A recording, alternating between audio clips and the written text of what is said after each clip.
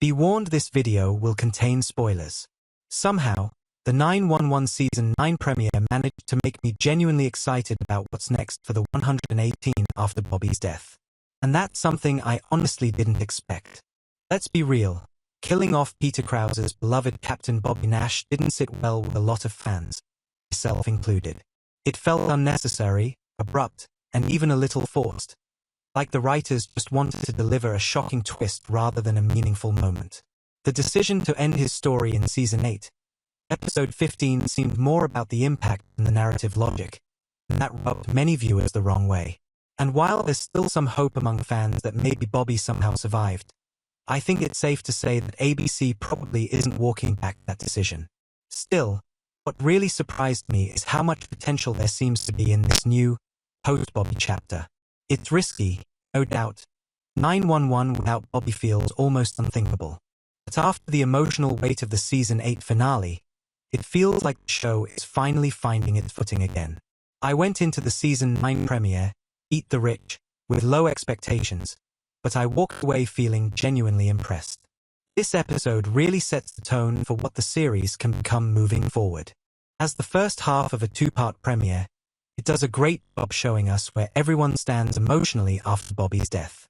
The 118 gathers, along with May and Harry, for a memorial at the firehouse, while Athena throws herself into work to cope with her grief. And that choice alone says so much about where she's at mentally.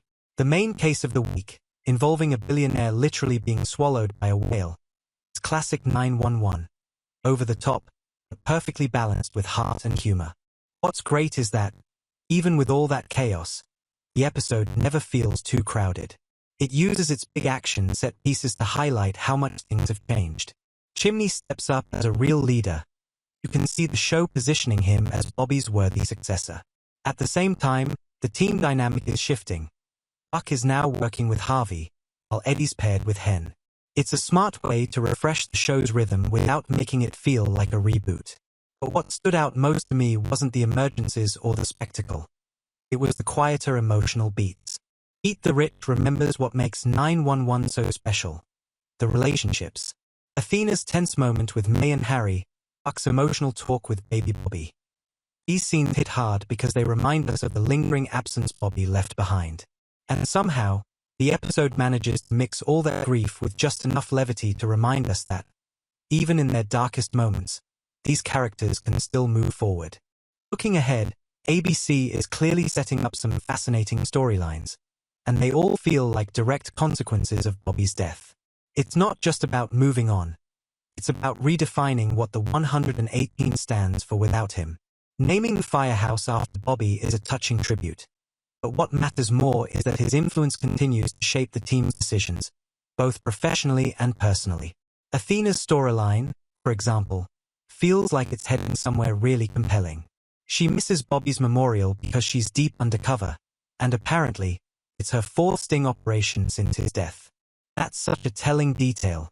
She's channeling her grief into work, almost to an obsessive level. Her involvement with the FBI opens the door for brand new storylines, and maybe even a new direction for her character moving forward. Then there's Eddie and Hen's partnership, a pairing that feels surprisingly refreshing. They've always worked together, but seeing them team up more closely brings a new layer of energy.